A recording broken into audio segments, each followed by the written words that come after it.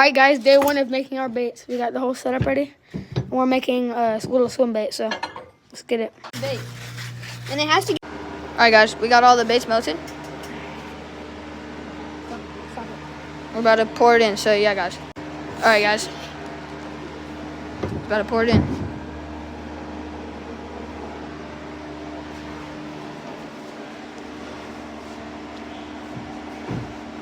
Yeah. Okay, now we're gonna eject it in.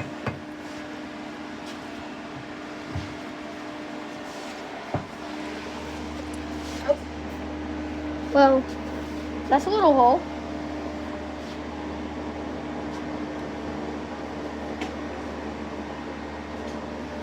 Alright guys, we just made this bait right here. The color's still a work in progress, but I'll see y'all next time. Like and subscribe for more bait making content and fishing content.